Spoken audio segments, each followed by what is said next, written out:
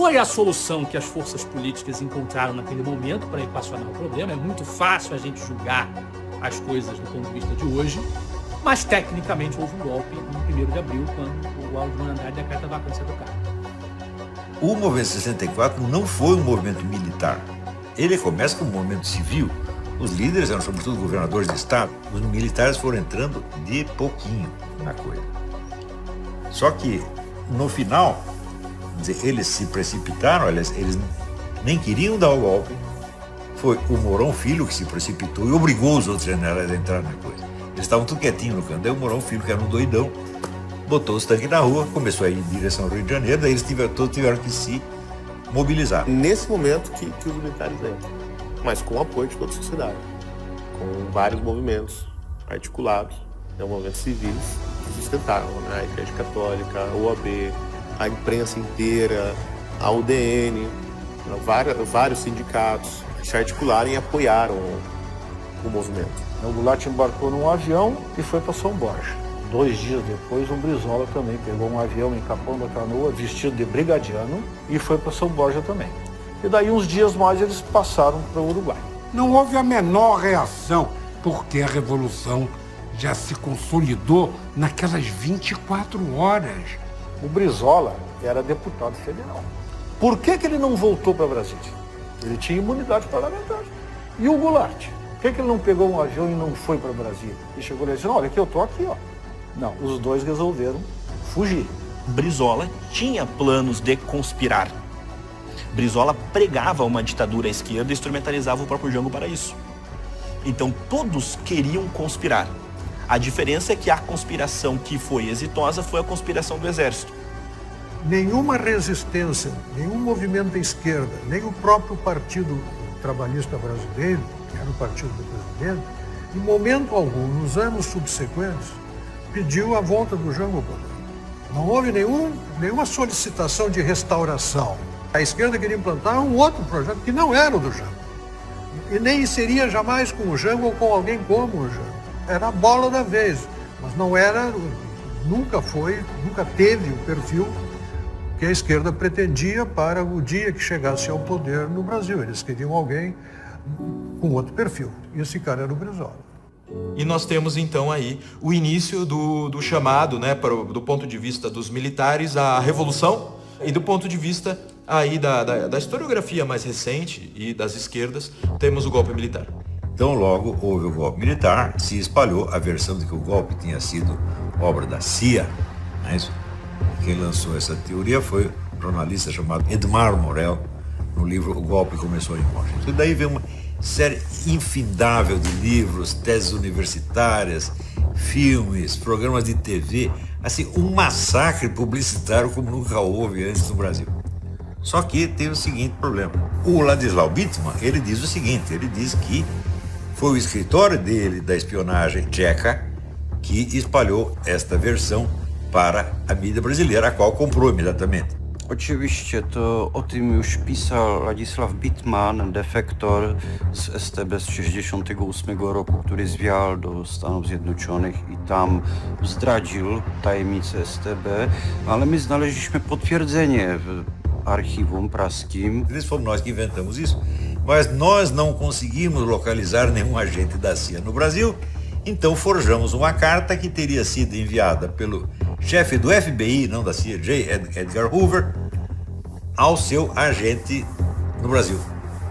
A cel był właśnie skompromitować nieprawdziwie, na podstawie nieprawdziwych, sfalsyfikowanych danych amerykańską politykę zagraniczną oraz obarczyć Stany Zjednoczone odpowiedzialnością właśnie za pucz w Brazylii w 1964 roku. To były 2 operacje AO Toro e AO Man. 1000 vezes eu desafiei essa gente a dizer assim, se a CIA tramou todo esse negócio, então vocês, por favor, me indiquem o nome de pelo menos um agente da CIA lotado no Brasil na época. Nunca apontaram nem um único. Né? Então, quer dizer, toda a história da CIA é ficção do começo ao fim. E isto é vendido assim, por professores universitários, por professores de história, pessoas que aparentemente se dizem respeitáveis. Eles usam provas no sentido oposto, né? Então, está aqui a prova de que eles interferiam. Está lá telefone, nenhuma do Lincoln Gordon para o Johnson. Presidente, os militares botaram o tanque na rua, o que nós vamos fazer? E o presidente responde, faça alguma coisa. Isso já no dia 31, você está entendendo? Então, isso quer dizer, claro que o Lincoln Gordon estava informado de que eles estavam fazendo alguma coisa, mas se ele tivesse, vamos dizer, participado da preparação do golpe, eles já estariam agindo antes e não depois. De que depois mandaram um porta-aviões. O porta-aviões, naturalmente, era para retirar cidadãos americanos que fossem postos em perigo. Não dá para fazer mais nada com o porta-aviões, além disso. Né? E mandaram um navio com combustível. Sabe a história do combustível, como é que foi? Né? Isso aí eu perguntei para o Paulo Egídio Martins, que foi governador de São Paulo, foi ministro das Minas. É verdade que os americanos ajudaram no golpe de 64? Falaram, ajudaram nada. Disse, como é que o senhor sabe? Disse, eu fui lá pedir ajuda, eles me negaram. A única coisa que eles me ofereceram foi um navio de combustível que não foi dado. Nós pagamos, eu paguei o sinal do negócio com o dinheiro que eu pedi emprestado para o meu sogro. Eu tinha um sogro banqueiro. Né?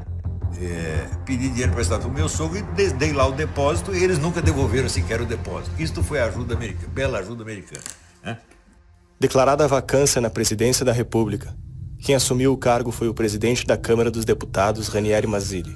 Os militares mais uma vez exerciam a função do extinto poder moderador. Para dar continuidade à revolução que começaram, os líderes das 3 Forças Armadas formaram uma junta militar. Não importa o que o Congresso decidiu, o que o presidente decidia, porque no final das contas tem um órgão superior a todos eles, que é o Supremo Comando da Revolução, que são os generais, que no fim das contas é quem manda. E sempre com o discurso assim, de manter a revolução. Então existe uma força, embora ela não tenha o poder total, ela não exerça o poder total, ela se sente no direito de obrar acima da Constituição. Então você pode falar que há uma meio ditadura, vamos dizer assim, uma ditadura abstrata, uma ditadura iminente pairando sobre as regras. A primeira medida da nova força supraconstitucional foi o Ato Institucional número 1, que convocava o Congresso para eleger o próximo presidente da República. Com 98% dos votos, os deputados federais elegem Humberto de Alencar Castelo Branco, com amplo apoio da população, da classe política e da imprensa. Defenderei e cumprirei com honra e lealdade a Constituição do Brasil. E o Castelo Branco, ele era chamado de um dos militares da Sorbonne. Por quê? Por que esse nome? Porque a Sorbonne é o nome de uma grande universidade de Paris, e o grupo que esnobava os ligados a Castelo Branco dizia, esses são os intelectuais, o pessoal de Paris. Ele foi escolhido de maneira democrática, tanto que recebeu votos do próprio Juscelino Kubitschek e do próprio Ulisses Guimarães. O interesse de homens como o próprio Juscelino Kubitschek, o próprio Lacerda e da própria população brasileira, em um certo sentido, era de que fosse uma transição e que então Lacerda e Juscelino Kubitschek disputassem nas urnas o próximo presidente do Brasil. Era este jogo que estava basicamente demarcado. Mas toda a sociedade entende como um governo legítimo, né? Porque foi eleito pelo Congresso. E queria, de fato, que houvesse eleições num período muito curto, né? Que isso não perdurasse mais como um regime, né? Que era uma intervenção militar e não a criação de um regime militar. Vale dizer que o Ato Institucional número 1 já autorizava, por prazos determinados, a cassação dos direitos políticos, dos chamados subversivos. Era o que os revolucionários da época do regime entendiam que era necessário para fazer essa purga, né? E assim puderam ser, alguns nomes, né, foram escolhidos justamente para serem retirados do governo e de alguns poderes da burocracia. Foi encontrado um documento, um relatório, que foi redigido alguns meses após o 31 de março, para o primeiro secretário do Partido Socialista da Tchecoslováquia. Entendeu? A autoridade mais importante do país. Esse documento tinha que ser preciso. E ele relatava tudo o que tinha acontecido e como o golpe de 64 prejudicou uma série de relações e a atuação com a rede de agentes. Talvez os próprios militares não conseguiam imediatamente ter ideia do que eles estavam enfrentando. as listas de cassação dos atos institucionais até que não erraram muito, entendeu? Porque as pessoas ali cassadas, muitas delas estavam realmente implicadas com relações com o serviço secreto estrangeiro, entendeu? E isso representava um crime realmente e tinha, como a gente já falou antes, a consequência da perda dos direitos políticos. Com Castelo Branco, você tem a interpretação de que a intervenção militar não passava de uma intervenção cirúrgica. Temos um problema, esse problema ele é grave, mas ele pode ser resolvido, né, mediante internação, sedação, e aí você faz as devidas aberturas do paciente, retira o problema, fecha e acabou. Intervenção cirúrgica, ou seja, rápido, eficaz e sai, deixa o paciente na sua independência. Assim que Castelo Branco cumprisse o mandato de João Goulart, novas eleições diretas deveriam ocorrer em 1965. Mas essa ideia não era unânime entre os militares. Diferentes grupos disputavam espaço, exercendo pressão no governo recém-formado. O presidente da República, que se considera ainda um legítimo representante da Revolução de 1974, 31 de março, desde no momento em que ele tem que tomar uma decisão optativa.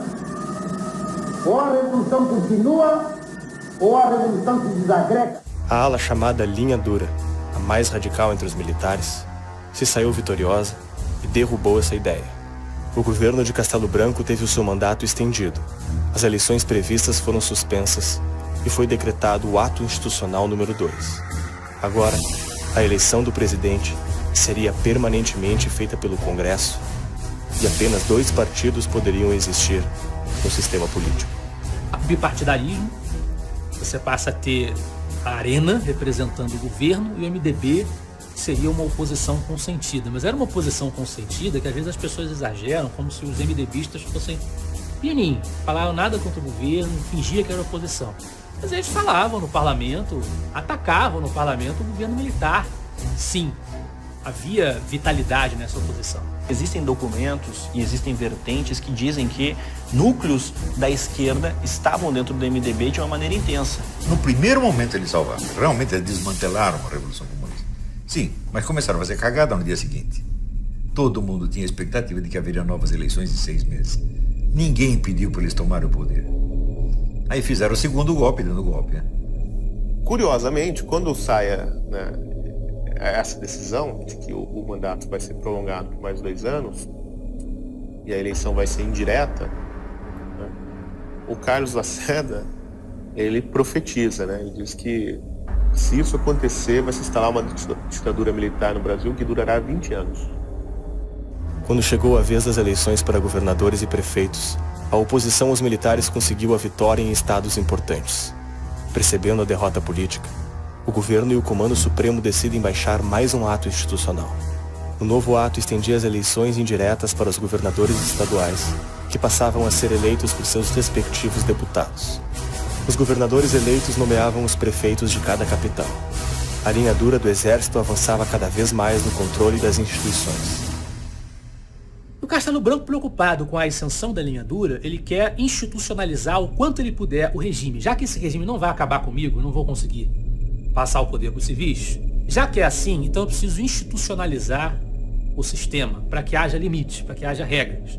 Então, já que o sistema político já estava subjugado e a Constituição de 46 já tinha sido praticamente rasgada, então vamos fazer outra. Ele então baixa o ato constitucional número 4, que é justamente a convocação para constituinte. O Roberto Campos enfatiza na Lanterna na Popa, que é o livro de memórias dele, que foi uma constituinte mesmo. Teve discussão, teve discordância, o pessoal se reuniu, debateu.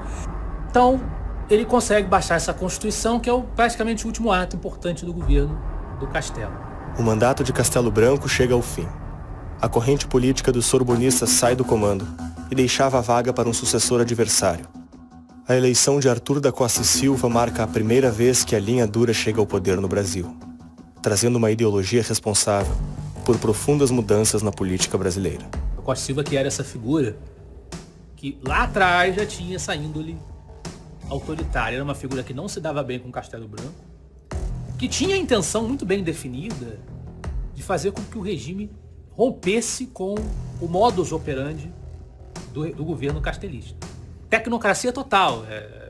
Os políticos civis, eles atrapalham. Eles enchem o saco, fazem bagunça. A gente tem que ter técnicos, os militares no comando, técnicos para reformar, fazer uma revolução branca. É uma herança não reconhecida. Tem muita ideia que os milicos aderem, eles não sabem que a origem é positivista. Então você fala, positivismo, não, imagina, nunca liguei para isso. Né? Mas o próprio Augusto Comte, ele dizia que a vida dos vivos é determinada por filósofos mortos, dos quais provavelmente você nunca ouviu falar. Né? Então, e essa influência positivista acredita na tecnocracia. Quer dizer, um governo que não tem disputa política, não tem luta política. São técnicos que resolvem, técnicos cientistas que resolvem todos os problemas. E foi assim que os milicos tentaram governar. Chamavam os melhores técnicos de todas as áreas, economia, minas, energia, transporte, etc, etc. Tomava as decisões e a classe política só servia para carimbar o decreto. Então eles reduziram o Congresso, né, a uma espécie de cartório. Está lá só para registrar o documento. Acabaram com a polícia, acabaram com as lideranças. É uma vanguarda que tem que reconstruir a sociedade, né, representar a sociedade e reconstruí-la. Né, e para isso eles precisam do poder centralizado. Mesmo antes de 1964, guerrilhas rurais e movimentos armados já existiam e estavam determinados em fazer a revolução. Após o 31 de março, esses grupos passam a adotar métodos hediondos e submetem o Brasil a anos tenebrosos. O terrorismo revolucionário se torna cotidiano. O crime, o medo e o sangue marcam presença na vida dos brasileiros. Assaltos a bancos e a estabelecimentos comerciais, explosão de bombas em lugares públicos, fuzilamento e tortura de inocentes. Os revolucionários assassinavam até os próprios colegas que quisessem desistir da luta armada. Os comunistas brasileiros seguiam o exemplo de seus companheiros ideológicos, que em outros países já somavam mais de 50 milhões de assassinatos, em nome da Revolução. No mês de fevereiro, antes da subida dos militares ao poder, o PCdoB enviou brasileiros para a China com o objetivo de aprender as técnicas de guerrilha de Mao Tse-tung. Foram estes cidadãos que voltaram 4 anos depois e formaram a Guerrilha do Araguaia, com a intenção de replicar a Revolução Chinesa no Brasil. O primeiro terrorista preso nessa guerrilha foi José Genuíno. Mesmo exilado, Leonel Brizola fomentava de fora a Revolução no Brasil. Segundo seu filho, Fidel Castro entregou $1 milhão para seu pai para comprar armamento e munição e entregá-los aos revolucionários no Brasil.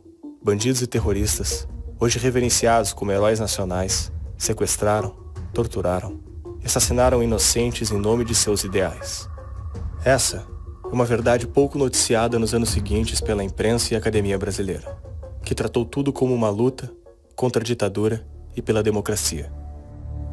Eu, particularmente, participei e tenho a honra de ter participado do processo de resistência à ditadura. Eu tenho muito orgulho, além de ser companheiro da Dilma por esse tempo todo, nós formamos uma organização nacional chamada Vanguarda Armada Revolucionária Palmari.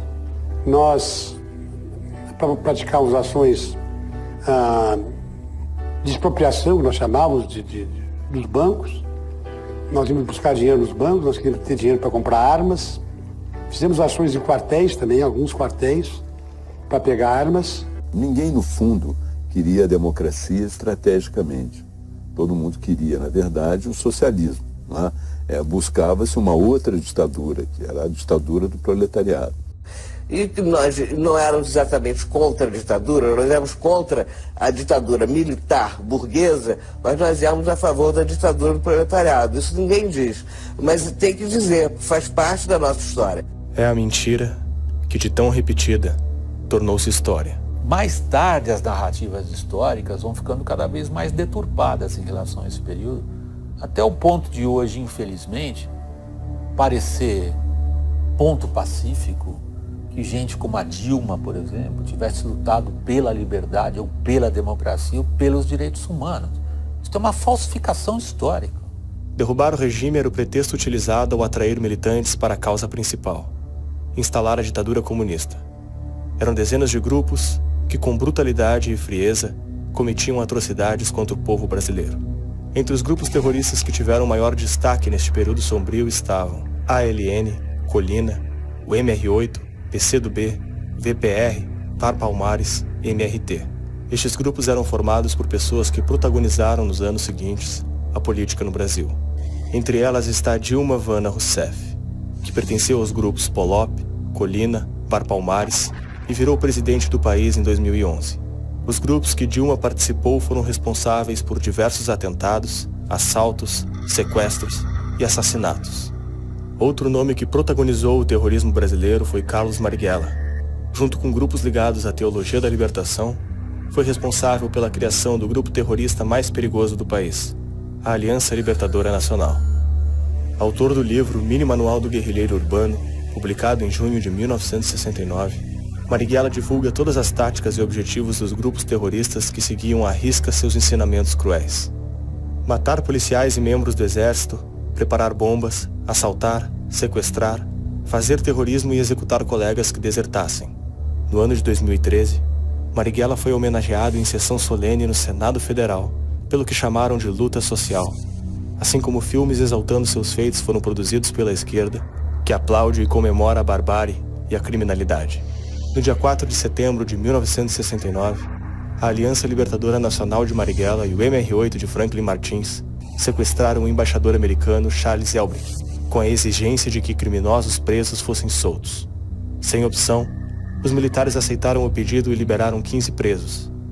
Entre eles estava José Dirceu, personagem que surgiria décadas mais tarde como guru da esquerda e ministro da Casa Civil, até ser condenado no maior esquema de corrupção da história do Brasil. O ano de 1966 foi marcado por diversos ataques na capital de Pernambuco. Após sucessivos atentados sem vítimas, no dia 25 de julho daquele ano, uma maleta contendo explosivos foi deixada no saguão do aeroporto de Guararapes, deixando 17 feridos e 2 mortos. Entre eles, o jornalista Edson Regis de Carvalho, casado e pai de 5 filhos. Assassinatos como este e outros atentados terroristas aconteceram centenas de vezes nas décadas de 60 e 70. Os nomes dessas pessoas foram apagados da história ao serem ignoradas pela imprensa e pela academia. Nada se falou das vítimas que o comunismo fez no Brasil. A história dos inocentes não foi contada. Foram 119 vidas assassinadas em nome da Revolução. A maioria não tinha a ver com a guerra entre militares e terroristas. Há uma divergência sobre o número de mortos e desaparecidos durante o regime militar. 424 segundo os movimentos de esquerda, 362 segundo os militares. O número verdadeiro deve estar em algum lugar no meio dessa diferença.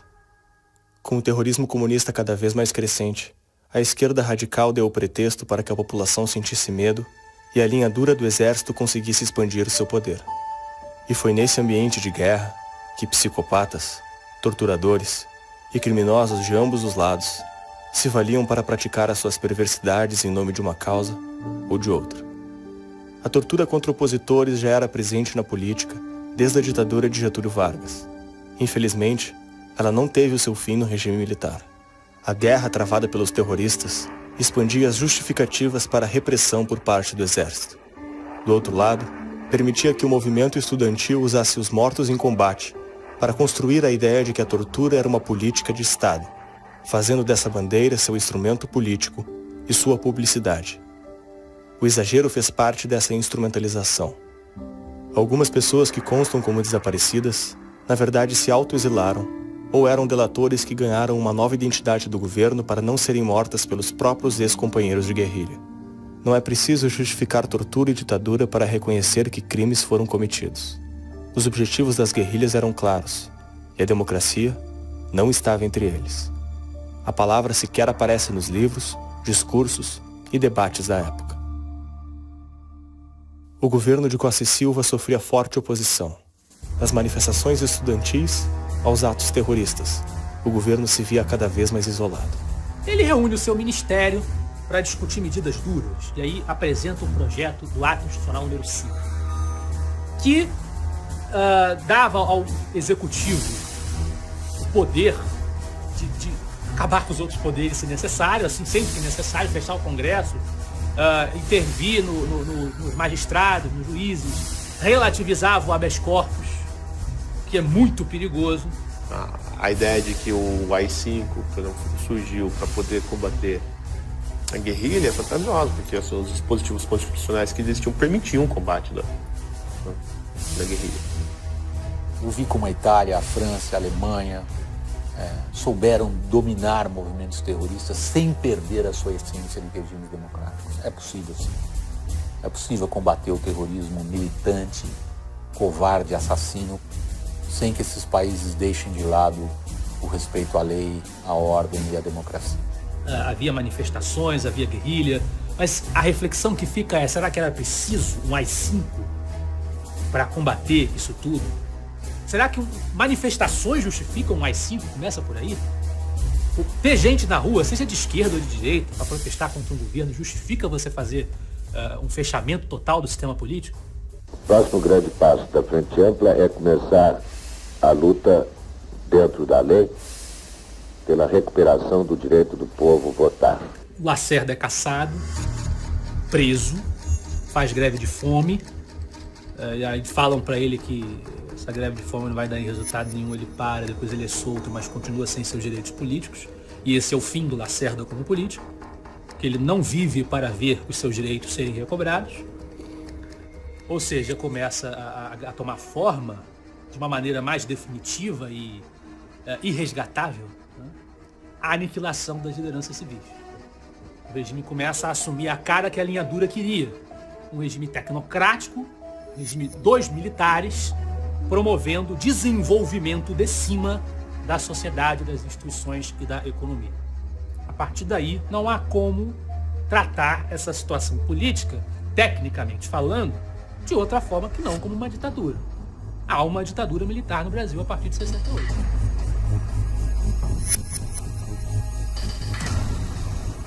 Era para Pedro Aleixo assumir, mas o exército veta, pois entendia que o Brasil estava, de fato, com uma complexidade política bem acentuada.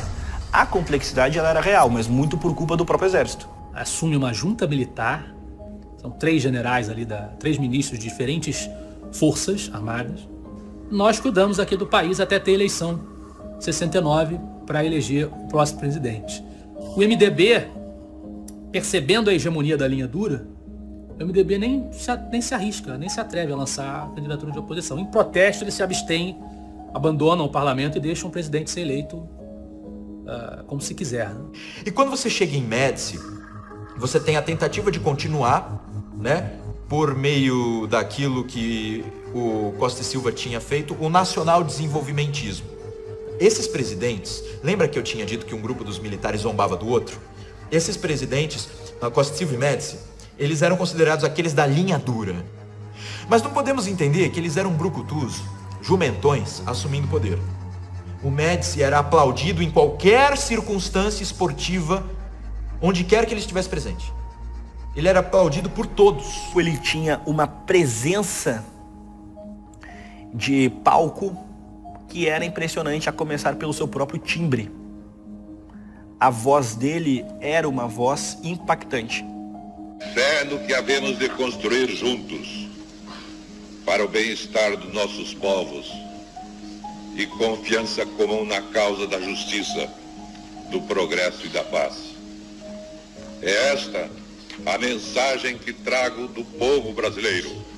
Depois disso, começa a haver um feitiço keynesiano, né, uma ilusão keynesiana, desenvolvimentista, que, apoiada nessa base que foi preparada antes, surte efeitos imediatos.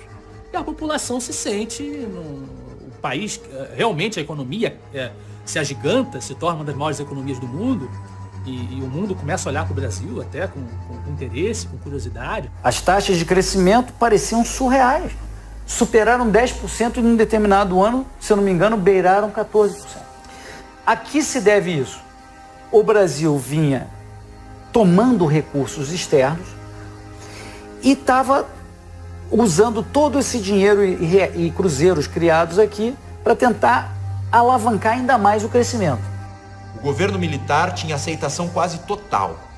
Se vocês pesquisarem os vídeos que passavam na TV, que era o grande instrumento de difusão, os vídeos todos falando a música pra frente Brasil, cara, a Copa de 1970 foi vencida com Médici no poder, tá? E toda essa propaganda unia o governo com as vitórias esportivas. Fittipaldi ganha na Fórmula 1. Acontece que uma população brasileira em que o número de jovens estava crescendo de maneira vertiginosa, progressiva, se expandindo de uma maneira intensa, o que a gente tem?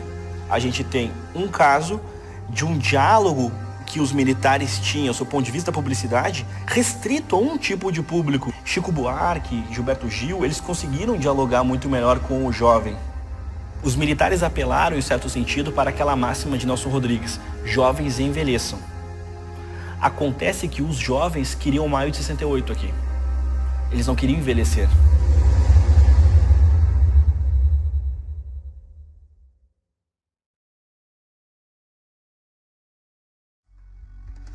Na década de 60, a sociedade ocidental passava por uma transformação profunda.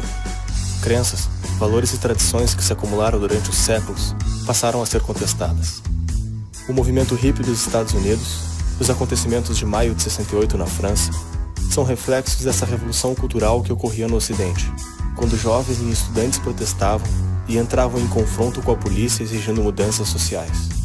Usando a máscara de demandas sociais genuínas, como a liberalização sexual, o movimento por paz mundial, aborto e a quebra da noção tradicional de família, jovens eram usados como massa de manobra de uma trama que não conseguiam ver. Percebendo que a classe trabalhadora não havia aderido à revolução como Marx havia previsto, o filósofo comunista Georg Lukács concluiu que o movimento revolucionário não deve se preocupar com a destruição do capitalismo, mas sim das bases da civilização ocidental: a filosofia grega, o direito romano e a religião judaico-cristã. O fundador do Partido Comunista Italiano passa a escrever os Cadernos do Cárcere, onde relata que a estratégia marxista deve acontecer no meio cultural, destruindo todos os valores, a moral, a religião e a família. Para isso, os comunistas devem ocupar espaços e exercer controle dos meios educacionais, das instituições religiosas, dos meios de comunicação, a fim de pervertê-los e criar um novo modo de pensar. Ideologia lewicowa zawładnęła umysłami nie tylko mas, do których była adresowana, ale intelektualistów, klerków, nauczycieli. Nie były masy, tylko przywódcy i nauczyciele narodów. Ci, którzy mają rząd dusz. A ideia de que você não vai causar uma revolução, mas você vai causar uma hegemonia, e essa hegemonia você vai acordar um dia sendo comunista.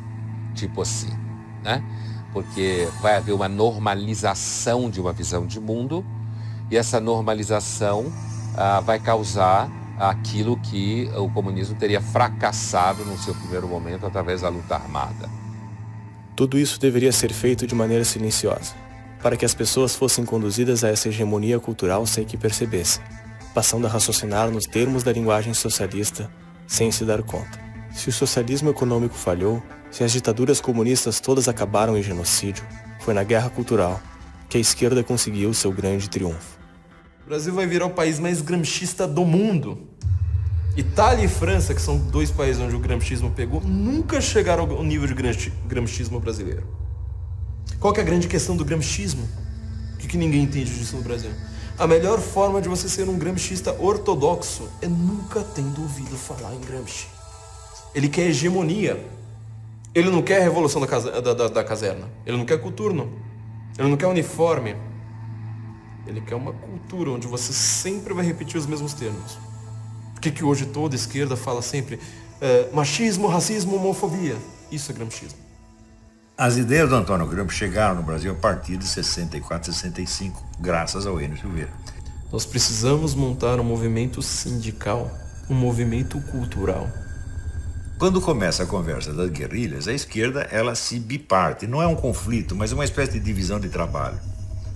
Onde uma parte pequena foi para as guerrilhas, para morrer nas guerrilhas, todo mundo sabia que eles iam morrer, enquanto a outra parte, chefiada pelo Luiz Carlos Prestes, mais ligada ao antigo partidão, incluindo o Enio Silveira, se dedicava a estudar a estratégia do Antônio Gramsci e a aplicá-la. Então aí começa, vamos dizer, a ocupação de espaços na mídia, no show business, em tudo quanto é lugar. Então esse trabalho ele foi se gestando nas universidades, o gramscismo foi se desenvolvendo, Fernando Henrique Cardoso foi um dos primeiros divulgadores do Gramsci no Brasil, e isso foi formando a mentalidade das esquerdas. E junto com Antônio Gramsci veio o negócio da Escola de Frankfurt, que ia mais ou menos na mesma direção. Por exemplo, para o pessoal da escola Frankfurt, o proletariado já não era mais a classe revolucionária. Ele podia ser uma das classes revolucionárias, mas não tinha o papel preponderante. Então eles admitiam a entrada de novas classes revolucionárias, como os intelectuais, os estudantes, o lumpenproletariado, prostituta, drogado, bandido, etc. Bandidagem toda, evidentemente. Aos poucos, a nova estratégia revolucionária se infiltrava através das universidades, especialmente em instituições como a União Nacional dos Estudantes. A cultura popular se disseminava. Inspirados pelos movimentos internacionais, a rebeldia tomou conta da juventude brasileira. Nós vamos ter a disseminação de poemas, a disseminação de festivais, os festivais acontecendo de fato dentro do próprio período. Nós vamos ter a maior quantidade de filmes sendo feitos, nós vamos ter a forma como ser oposição ao período militar passará a ser cool. Então, ou seja, a pessoa ela entendia, ainda que como um jovem alienado ou um adulto alienado, que comprar aquele material fazia dela um transgressor do próprio regime. Nós vamos ter essa popularidade. Qual era o grande barato para quem fazia humanas na USP entre 71 e 74? Tomar batida escondido ali perto da Avenida Rebouças. Aí ficava todo mundo bêbado às 2 horas, 3 horas da tarde. Né? Ficava falando mal dos milicos. Um grande barato naquela época. Enquanto que, por exemplo, o Chico Buarque, o próprio Gilberto Gil, o próprio Caetano Veloso, organizando festivais de alta relevância cultural, sob o ponto de vista de que alcançavam pessoas, tinham protagonismo, começaram a ditar certas regras. Então o movimento da contracultura no Brasil, ele foi muito forte. A esquerda festiva era divertida, a maconha, a praia, a farra e tudo mais, é normal. Isso muito antes existiu em Woodstock, existiu em 68. Há um movimento anti-autoritário, um movimento de contestação. Ao mesmo tempo, a produção cultural nunca foi tão ativa. Durante a década de 70, a mídia, uma vez apoiadora da intervenção militar, agora aos poucos ia sendo dominada pela esquerda através da ocupação de espaços. Na grande e na pequena eles dominaram tudo. Não havia uma publicação de direita. Nada. Zero. Claro que havia editoriais de direita. Por exemplo, chegar a ler o editorial do Globo, às vezes o editorial era frequentemente a favor do governo e contra a esquerda. Mas só o editorial. Então era aquele espacinho que generosamente a redação dava para o dono do jornal. Aqui você pode escrever o que você quiser. O resto mandamos nós. E se você pega nomes como, por exemplo, Narciso Calil, ou Milton Severino da Silva, que eram caras importantes na revista Realidade, depois foram para a mídia alternativa, depois voltaram. Eram os mesmos caras, porra. Eles mandavam numa coisa como mandavam na outra. Em 1974, Ernesto Geisel é eleito pelo Congresso, o que marca o fim dos governos de linha dura na presidência. Prometendo promover a reabertura após anos de repressão contra guerrilhas terroristas e o endurecimento do regime, Geisel convoca o general Golbery Couto e Silva para ser figura importante da transição. Ele será o responsável pela teoria que trouxe consequências incalculáveis para a política brasileira. Preocupados com os protestos estudantis e o descontentamento com o regime, o governo adota uma tática para lidar com as tensões cada vez mais presentes na sociedade. E a ideia do Golbery, que ficou famosa, que é da panela de pressão, né? A sociedade tem uma panela de pressão que vai estourar a qualquer momento, então precisa aliviar essa pressão. A pressão é o quê? É permitir que dentro da esquerda, né, surja uma esquerda, vamos dizer assim, moderada, que controle os seus radicais. Então, os militares derrotam a guerrilha no campo bélico da luta armada, né, no campo militar, que é óbvio que os militares realmente sabem fazer. Para que isso não aconteça de novo, eles liberam a esquerda para ela se articular, né, os movimentos, vários movimentos comunistas, se articular dentro das instituições. E o que os militares fazem, na verdade, eles entregam a universidade para a mão da esquerda. Que era justamente onde os comunistas estavam se especializando em atuar, porque eles estavam começando a ler o Antônio Gramsci. Quando o Geisel e todo aquele momento da ditadura simplesmente esquece a cultura da esquerda, ela vai simplesmente perseguir o terrorismo, ela deixou que a esquerda cultural contasse a história do terrorismo, da perseguição ao terrorismo. E nunca mais você vai ouvir uma palavra como terrorismo de esquerda no Brasil. Os professores de história, a teoria da panela de pressão do general Golbery, vai dizer exatamente isso, ou seja, lá eles precisam falar livremente. O que viraram as universidades brasileiras? Pessoas que falam, eu estudei história, sendo que elas estudam historiografia marxista para tudo. Eu sempre achei, vamos dizer, que a ênfase dos militares no combate militar era uma estupidez. Muito mais perigoso era, vamos dizer, o trabalho que eles estavam fazendo nas universidades, no show business, na mídia, etc. Isso sim, a Revolução Cultural Gramsciana, esta era o grande perigo. O diretor da principal editora comunista no Brasil, editora Civilização Brasileira, que era o Enio Silveira, 2 semanas antes da morte dele, ele me contou que durante todo o regime militar, a editora dele sobreviveu graças à ajuda do governo militar. O AI-5, promulgado em 69, estabelecia a censura prévia da imprensa, de obras e peças culturais tidas pelos militares como subversivas ou imorais. Durante sua vigência, diversas peças de teatro, músicas e notícias de jornal foram previamente impedidas de circularem nos meios de comunicação e em espaços públicos. Foi durante os governos de Médici e Geisel que o artifício foi mais utilizado. É óbvio que havia censura no regime militar, mas era uma censura, em primeiro lugar, muito pouco profissional. Se botava um guardinha qualquer de esquina, até senhoras, para fazer censura, não sabiam, censuravam besteiras, pornografia. É o seguinte, eles botavam um censor para cada redação. Em geral, por exemplo, ali no Estadão, o censor nem entrava na redação. Os Mesquita não deixavam ele na portaria. E ele, com lápis, lá de vez em quando, ele cortava a matéria. A matéria ficava 2, 3 semanas proibida, depois quando passava a atualidade da coisa, você podia publicar. Uma censura que não impedia que o que realmente importava e importou para os destinos do país penetrasse no imaginário da sociedade, se instalasse nas esferas de produção do imaginário, do ideário e da cultura. Tinha repressão, de vez em quando a polícia entrava no mundo das universidades, prendia um estudante, um professor que estava ligado na guerrilha, né? Mas nunca teve um movimento de repressão violenta das universidades, de fecharem cursos, de proibir publicação de livros, etc. Isso nunca teve. Tinha gente, de vez em quando, que era preso, porque apontava alguma confusão, depois era liberado. Mas tinha comunista na universidade, na época do regime militar, como hoje, que estava há anos na faculdade, né? Repetindo de ano, né? Só para ficar pregando porcaria para os estudantes. Isso já existia na época. Então essa ideia do terror, da repressão, é muito exagerada. Engraçado porque as pessoas falam de regime militar e da ditadura e da censura. Primeira coisa, todas as publicações da teologia da libertação no Brasil foram feitas durante o regime militar. Porque ela surge durante os anos 70, fora do Brasil, escorre para todo o Brasil e para as comunidades eclesiais de base. Durante os anos 70, pós AI-5, contaminam o Brasil inteiro. Nada acontece. Ou seja, que ditadura é essa? Que todos os livros têm toda uma publicação imensa, todos os livros mais famosos do Boff, Jesus Cristo Libertador, Igreja, Carisma e Poder, os Cartas da Prisão do Frei Beto viraram best-seller no mundo inteiro e no Brasil durante a ditadura militar. Eu digo, que ditadura é essa, cara? Então, não há essa censura como se fosse uma censura geral, que você estivesse andando na rua e dissesse, fora regime militar, e imediatamente alguém te levava para o porão do DOPS para botar no pau de arara. Que porcaria é essa? Isso não condiz com os relatos históricos. Precisamos entender que no Brasil, Picasso foi censurado, o balé de Bolshoi foi censurado, Nelson Rodrigues foi censurado, a revista Playboy foi censurada. Enfim, existia um certo moralismo na terra da pornochanchada. É que nem aquela máxima do nosso já citado, supracitado Carlos Lacerda.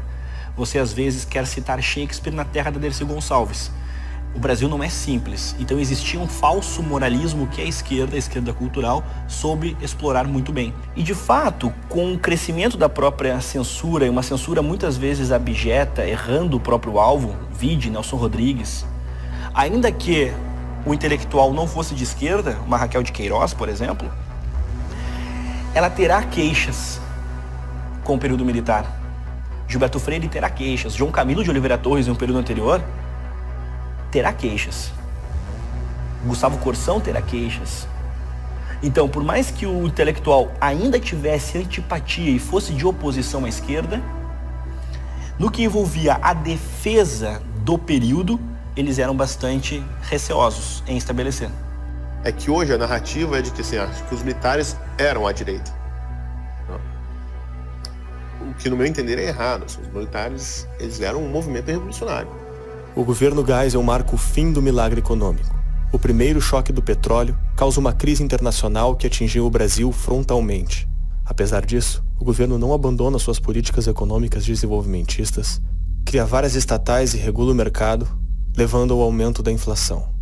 Ao mesmo tempo, o governo adota uma conduta dúbia, tomando medidas para a abertura do regime, como o fim da censura prévia e a extinção do AI-5, fechando o Congresso para a aprovação do pacote de abril, que estendeu o mandato do presidente de 5 para 6 anos e instaurou os chamados senadores biônicos, que estipulava que 1/3 dos senadores seriam eleitos de forma indireta. Então a antipatia que ela já existia, um presidente que assumiu para ser apaziguador, que pregava quase que o fim do próprio sistema, que deu esperança de eleições diretas em um tempo muito prévio, chega a fechar o próprio Congresso. Nós temos a morte de Herzog, nós temos vários símbolos que acentuam esse desgaste que já estava sendo, digamos, capitaneado pela inflação que estava assim em níveis exponenciais. Já com a faixa presidencial, o presidente Figueiredo agradece as palavras de seu antecessor e acentua: é meu propósito inabalável fazer deste país uma democracia. As reformas do eminente presidente Ernesto Geisel prosseguirão até que possam expressar-se as muitas facetas da opinião pública brasileira, purificando o processo de influências desfigurantes e comprometedoras de sua representatividade.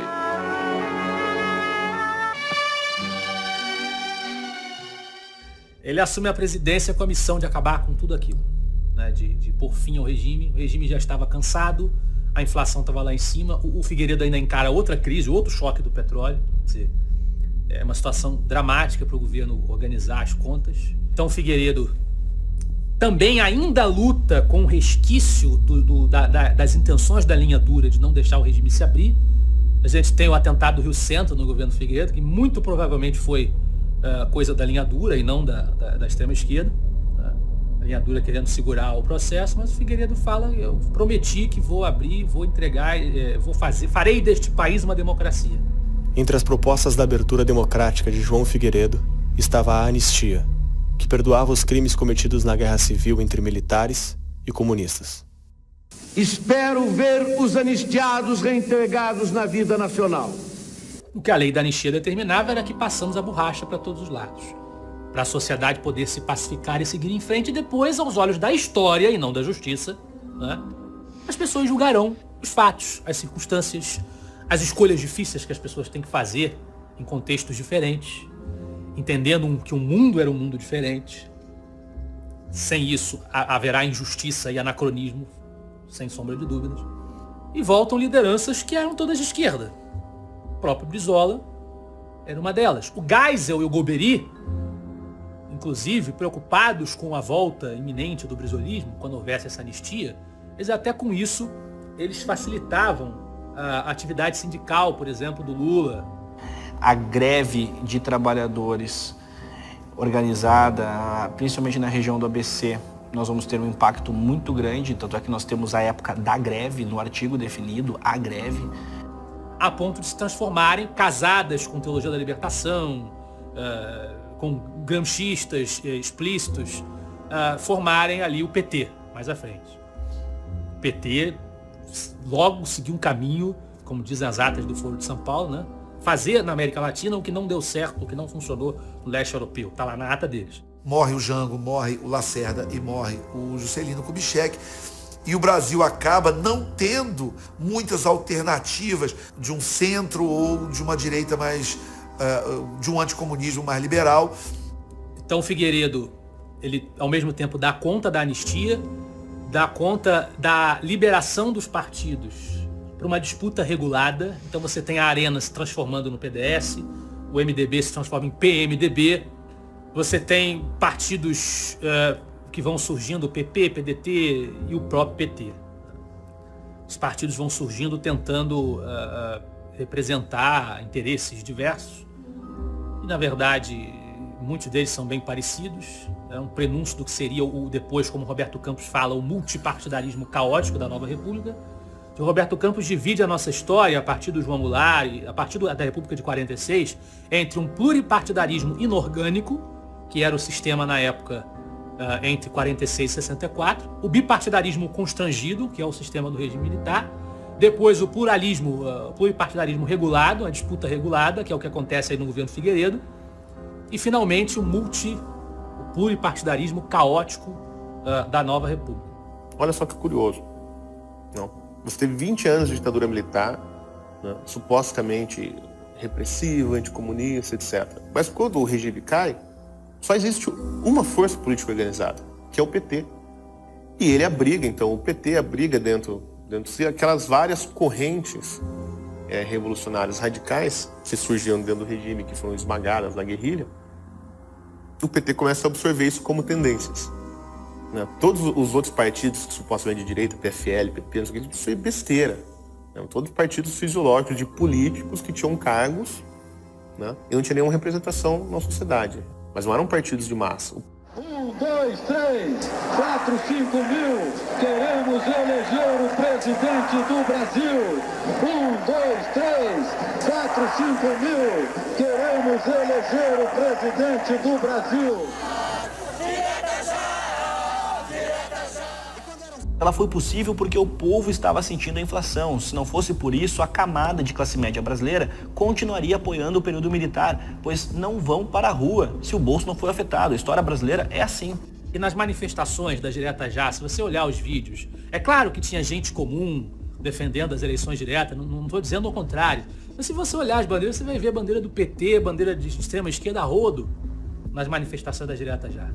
E os líderes políticos que discursavam eram de todos os tipos. Tinha o Ulisses Guimarães, Tancredo Neves, mas tinha lá o Brizola, o Lula, essa gente toda estava lá.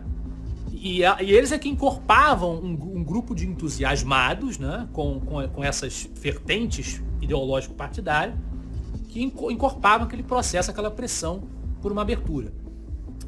Mas o Ulisses Guimarães é a referência do MDB, a referência partidária da luta pelas diretas. Ele ficou conhecido como Senhor Diretas. As grandes bandeiras que ganham força nesse momento, a Constituinte e as eleições diretas para presidente, são personificadas na imagem do Ulisses Guimarães? Primeiro, o movimento das diretas já ele foi ineficaz sob o ponto de vista de ação efetiva no ambiente político. Ele foi eficaz enquanto símbolo. Os militares simplesmente entregaram, eles não sabiam mais o que fazer. Ninguém tirou eles de lá, eles se tiraram, eles estavam loucos para ir para casa. Eles colocam o Maluf de candidato, quer dizer, um civil. O próprio regime já não... As forças que compunham naquele momento o regime, nos seus estertores, elas já colocavam um civil para concorrer. Então, a história já estava liquidada, a fatura já estava liquidada. E o adversário era Tancredo Neves, que era uma referência também do MDB, uma figura política que tinha muito tempo de estrada, que trabalhou com Getúlio, foi ministro do Getúlio, foi primeiro-ministro no parlamentarismo efêmero lá em 61, que nós contamos no começo da história. O parlamento opta por uma transição gradual, elegendo Tancredo Neves, ainda de forma indireta. Já faziam 21 anos que um civil não assumia a presidência da República. O senhor presidente da República, Tancredo de Almeida Neves, faleceu esta noite no Instituto Coração, às 10 horas e 23 minutos.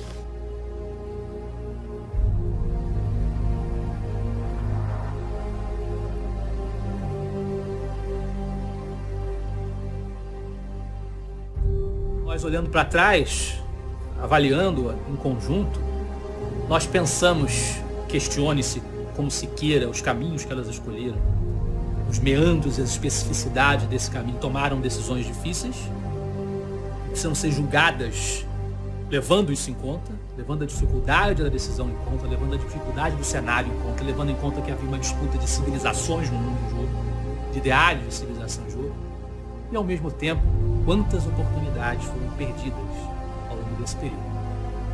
Os militares, ao invés de terem sido o poder moderador que acabaram sendo desde 1889, buscaram eles mesmos ser aí o executivo e o poder moderador, cometeram equívocos na leitura estratégica de como atuar no ambiente cultural, ignoraram as orientações de intelectuais que em um certo momento apoiaram o próprio período, banalizaram a oposição política genuinamente democrática que existia pré-década de 60, se equivocam de fato de uma maneira bem objetiva, mantendo um aparelho de Estado que vem desde o período Vargas, ampliam o raio de ação de um governo como o governo Vargas, que foi autoritário na sua essência.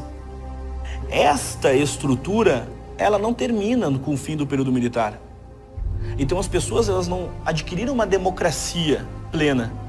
Elas acabaram adquirindo uma escolha para o cabresto. Ela faz com que uma pessoa, ao assumir o governo, ela tenha como aparelhar por estatais, por nomeações de cargos de confiança, por outros membros de partido, uma ferramenta de Estado enorme. Então o exército aparelha o Estado e entrega o Estado aparelhado para os seus sucessores, que tinham evidentemente, uma oposição tenaz ao que experienciaram antes. Aí você recebe de volta Brizola, Darcy Ribeiro, Paulo Freire, Fernando Henrique Cardoso, todos com teorias e, mais do que isso, com uma base empírica que fez deles ícones. As mudanças prometidas pela classe política exigiam uma 7ª Constituição para o Brasil, que não só garantisse eleições diretas para presidente, mas trouxessem todos os valores defendidos por aqueles que queriam fundar o mito de uma nova república.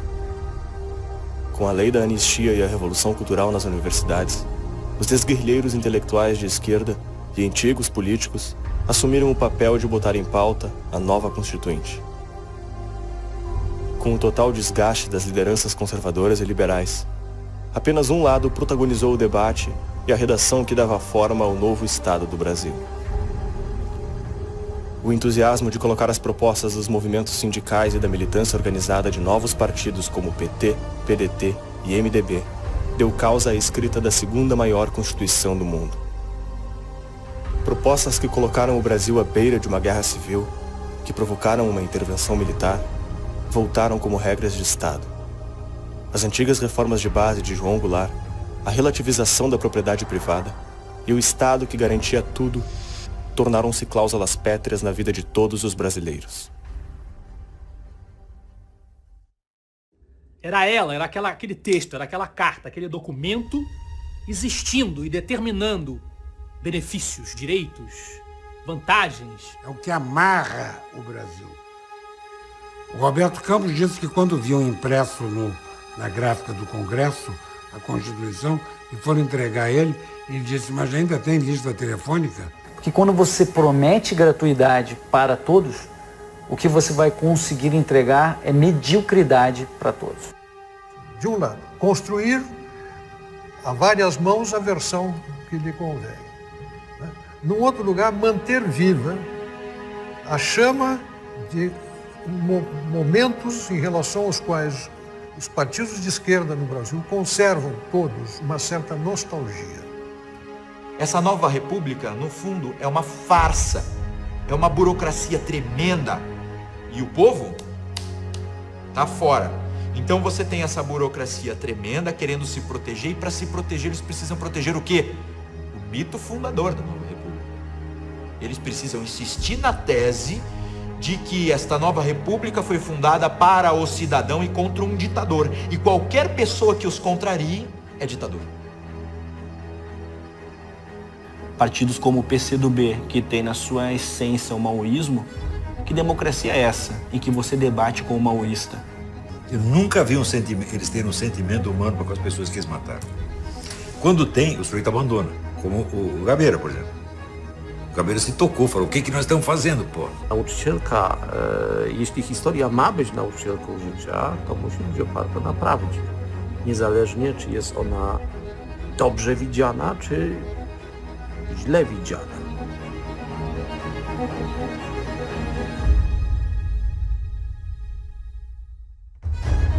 Que fim teve a Guerra Fria?